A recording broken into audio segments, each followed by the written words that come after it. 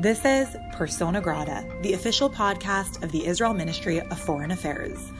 I'm your host, Tamar Schwartzbard.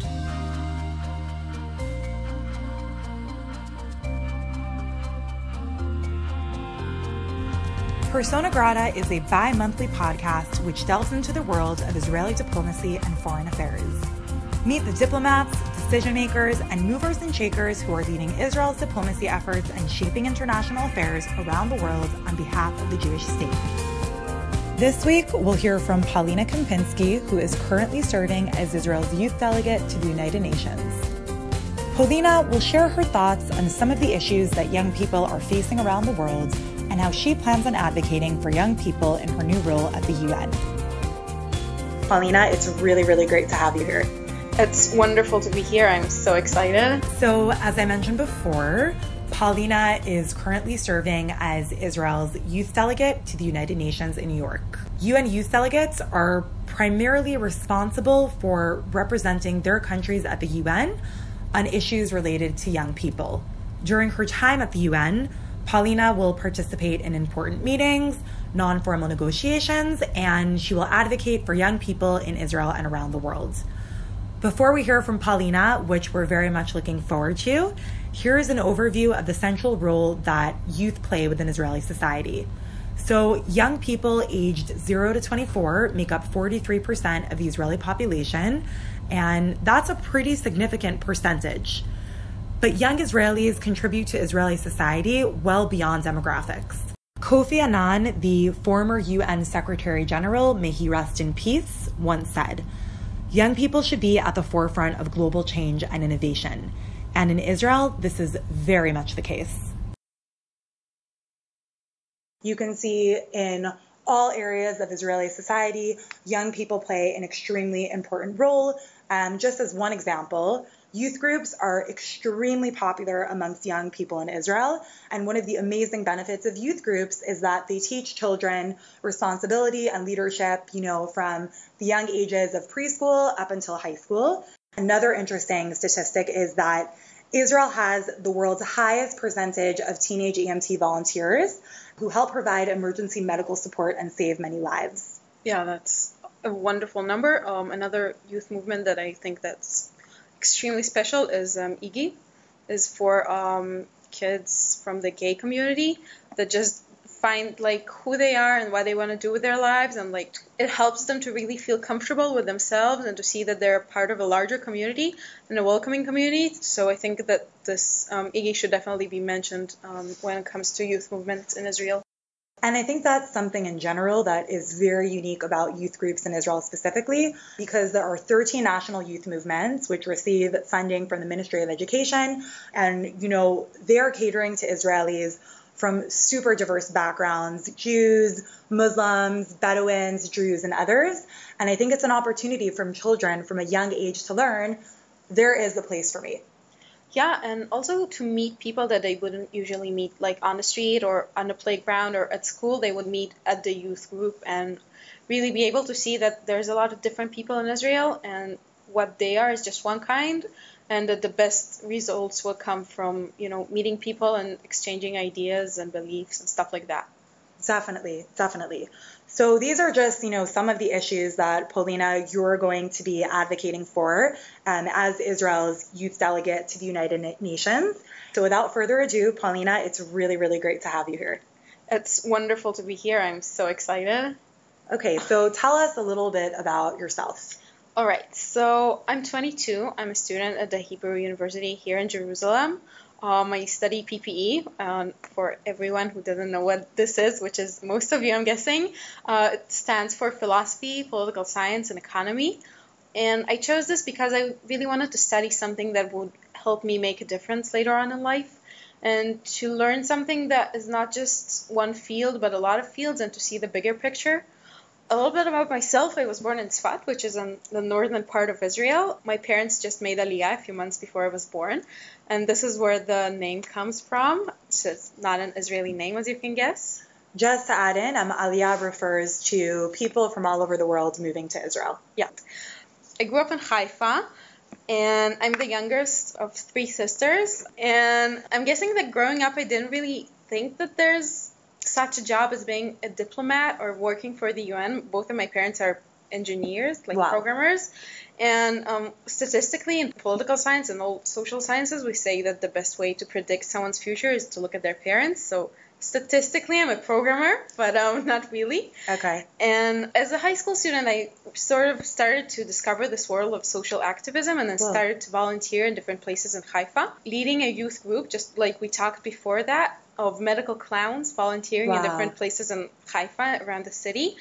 And it wasn't just about volunteering at all of those places and then having all of these different activities with the crew and like teaching them how to be friends and how to talk about things and stuff like that, but it was also about getting to know the people that live around me. So as someone who grew up in Haifa, for people who don't know, Haifa is an extremely diverse city. You have a lot of different people from different religious affiliations, from different social groups.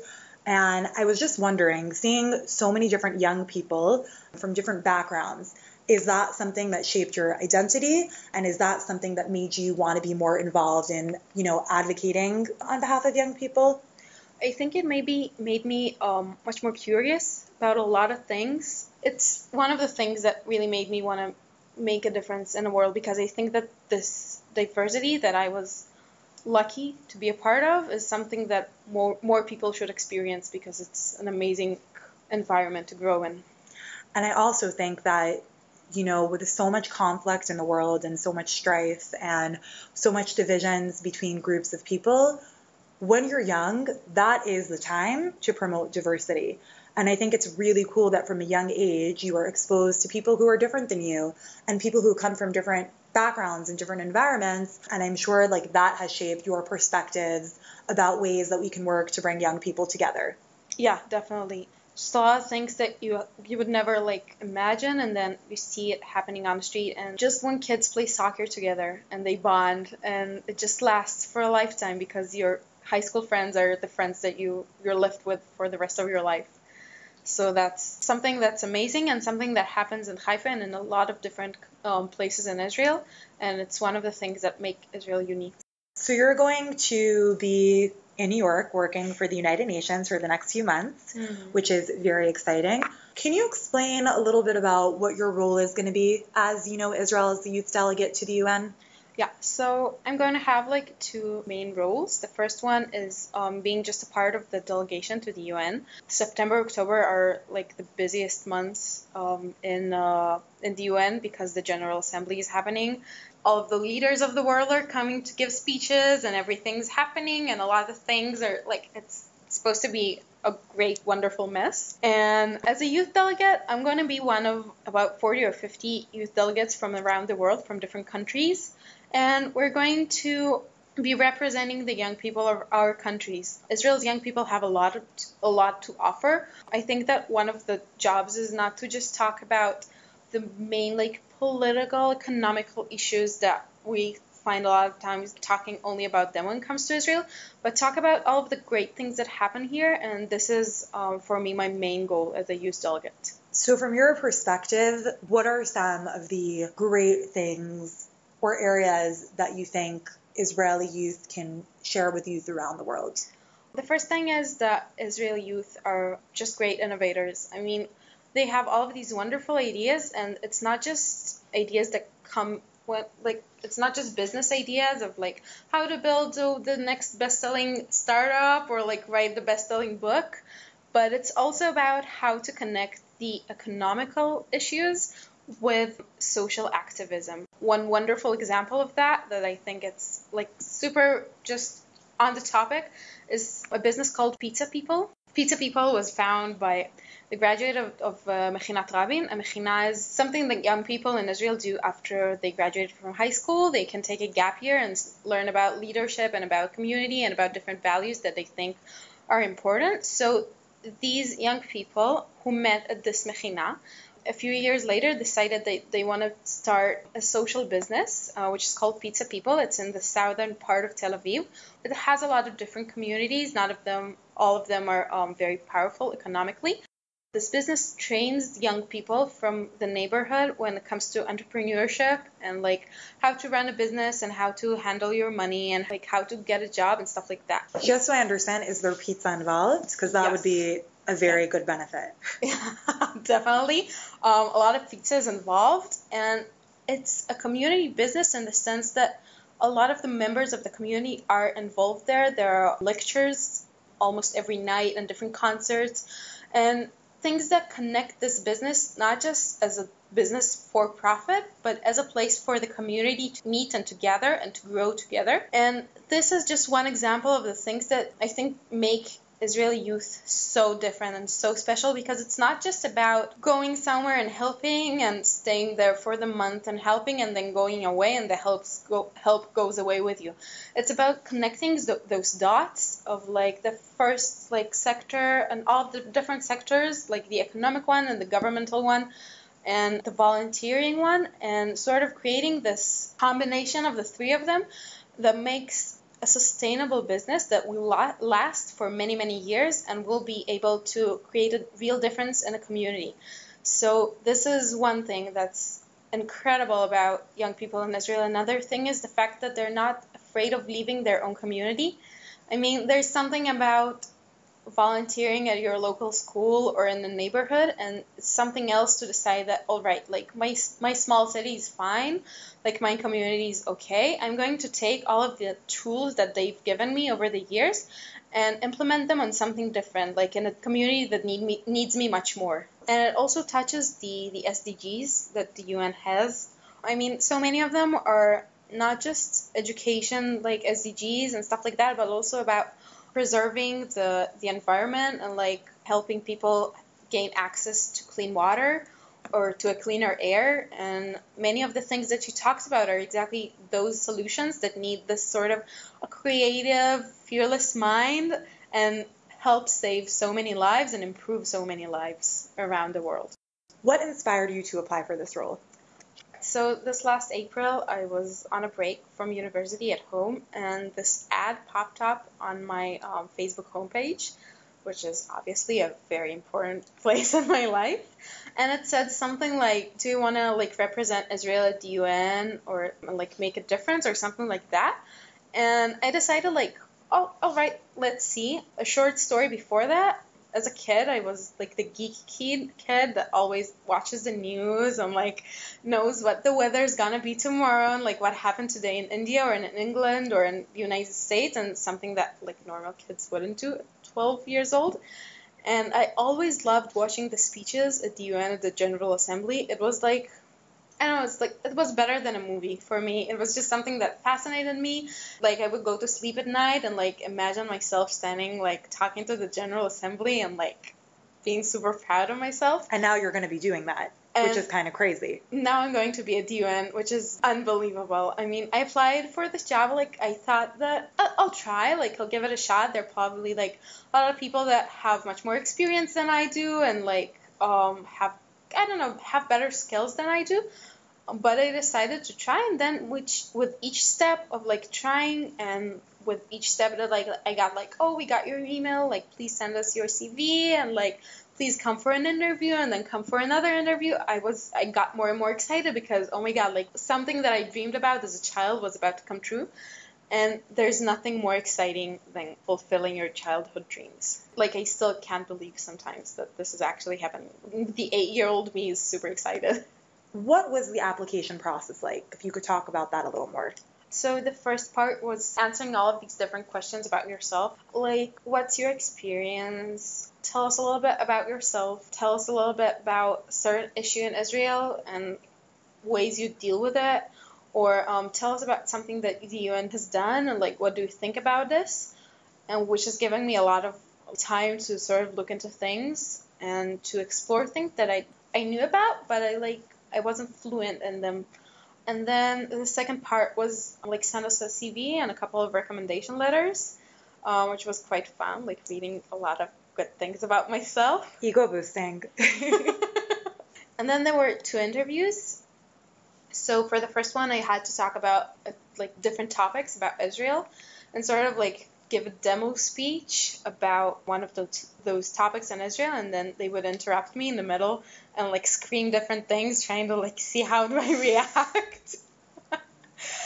And a lot of questions about myself. The interview was partly in Hebrew, partly in English. And then the second interview, the last stage, was giving a speech about what young people in Israel implement the SDGs, one of them. So I talked about education, which is very close to my heart, and that's basically it. And from start to finish, how long did the whole process take? About, I think, a couple of months maybe, from April to maybe like the end of June, something like that. Wow, so it's a pretty extensive process. Yeah, it was a pretty long process, one that kind of got you thinking like, oh, they must be very serious about this job if they're going into so much trouble in order to pick just one person. How many delegates are you in total?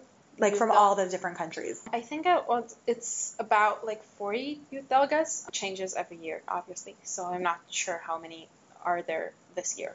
So as someone who's about to take on an important leadership role, who are some of your own role models? I think that one role model that is really important to me is Golda Meir. She is the former Prime Minister of Israel. She was a Prime Minister in the 70s. Was the first woman Prime Minister, like female Prime Minister in Israel, which was a very young country at the time. And I think the third in the world. Something like that. I've read her biography as a very young child. I actually have a stuffed animal, like fish, that's called Golda. Everyone makes fun of me. It's super cool, and I love this stuffed animal. I think that Golda Meir for me represents two things. The first one is taking on a leadership role in like an environment that's not always super welcoming, and it's not always the easiest, but she had this incredible life journey, and she's done some incredible things, including founding Mashav here at the Ministry of Foreign Affairs. It's Israel's agency for international development cooperation, and it focuses on human capacity building. So that's one thing about Golda Meir. And another thing is that she stands, in my opinion, for an entire generation of leaders that sort of came here when Israel was still a desert that had nothing to offer, this small place that no one knew about, and created this wonderful country that's not just a country, it's also a community and a wonderful society. And they didn't do it with a lot of help and with a lot of resources, but with a lot of hope and with a lot of belief in what they're doing. This is really inspiring in my eyes. I mean, if I could like meet one dead person for a dinner, I would probably be conflicted between Golda and Ben-Gurion. And this is really a role model for me. Like, she's someone that I'm thinking about when I think of people that I find inspiring.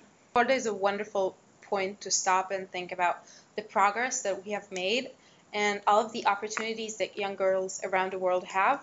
For example, the position that I'm standing in right now, it's the 5th year of this project, or the 6th, and so far only girls were the youth delegates to the UN, and it's incredible. I know that you sat down with Karen, who was the UN youth delegate last year.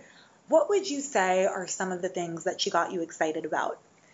She got me really excited about the work itself and about sort of the amount of impact that she had on the things that happen around her. I mean, wherever I go in this office, there's always someone who's telling me, oh my God, you're replacing Karen? Like, she was incredible, she's wonderful, she's the best. And I'm sure you'll be great too. She really talked to me a lot about really making like a statement, not in a bad way, but in sort of thinking about the things that are important to me and making a mark when it comes to those things. So she got me really excited about this. She got me very excited about the other youth delegates and about meeting them and sort of meeting people from different cultures and from different backgrounds, and all of them have different stories that I'm sure are fascinating and I'm very excited to hear about.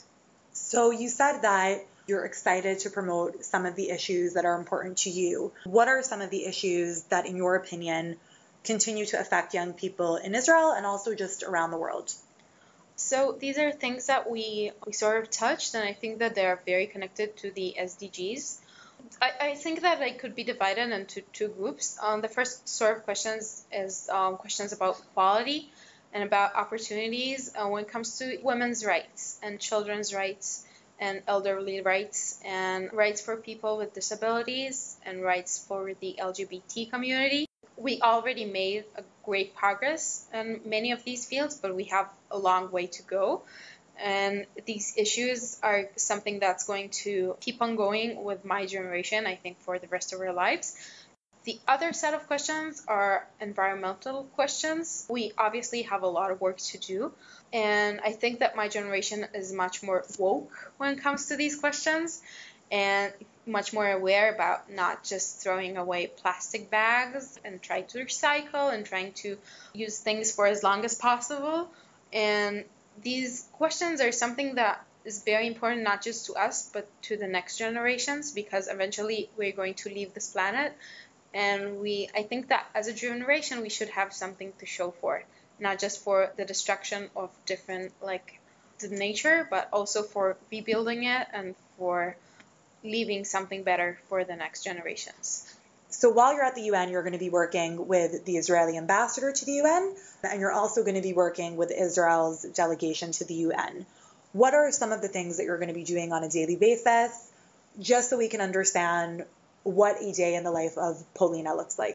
So it's going to be organizing an event for the different youth delegates in the UN about Israel and about young people in Israel doing cool things. I'm also working for a speech that I'm going to give about young people in Israel, which is also very exciting. And more on a daily basis, it's attending meetings in the UN and negotiating different UN decisions and just being a part of the delegation to the United Nations and really taking a part in the wonderful work that the diplomats there are doing. Cool. And how do you think that young people who are not necessarily sitting at the United Nations can take a more active role in the UN's agenda? So I think that getting involved is something that sort of requires a couple of steps.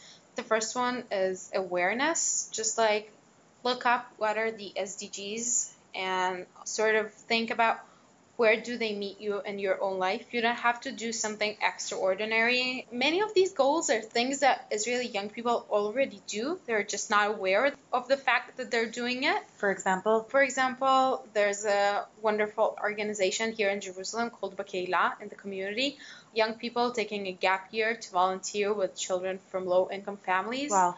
And they actually help them with school things. And they don't think about the fact that they're fulfilling SDG number 4, which is quality education. But this is exactly what they're doing. And so this is the first step, understand what you're doing. And the second step would be finding what you're comfortable with, what are the goals that you think about on a daily basis on yourself.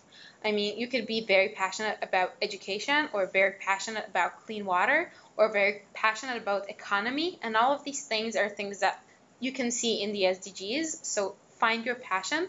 And then the last thing you should do is to start thinking about joining a project and really starting to volunteer and to give you don't have to give a lot of time and to dedicate your entire life to that, but every small step really does make a great difference. It's also about the fact that you have to learn somewhere about how to make a difference. I mean, the world doesn't change in a day, and every long way begins with just one step. And making a difference in your own community is the first step towards making a difference on a larger scale. And don't forget that the people that you're helping right now are most likely to be helping other people in the future. I mean, helping a youth at risk is helping young people to achieve their dreams, and so in the future they would be able to help a lot of other people. That's a great thing. Speaking of the future, what are your future plans when you get back to Israel? So I think I'm going to go back to school, obviously, and catch up with all of the things that I'm going to miss, and keep being involved in this wonderful work that the Ministry of Foreign Affairs is doing. And the more I get to know, the more I'm excited about this place. And just keep being a part of my community and trying to find ways to give back. I think I'm going to have a lot of knowledge that I can bring back with me and a lot of different perspectives that I'm going to see. And I really believe in taking all of those things and giving them back to the community which sent you. And where do you see yourself career-wise in a couple of years when you grow up? When I grow up, when I'm older, I think that diplomacy is one of the things that I've dreamt about for many years. So this is definitely one way I could go in, or, like the sky's the limit, basically.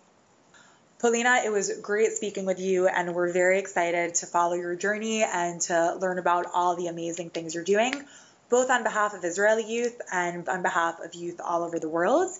Listeners can follow Polina's journey on Facebook and Twitter under IL Youth Delegate, and also on the Israel MFA's main social media channels. We will be sure to include that information in the description of this episode.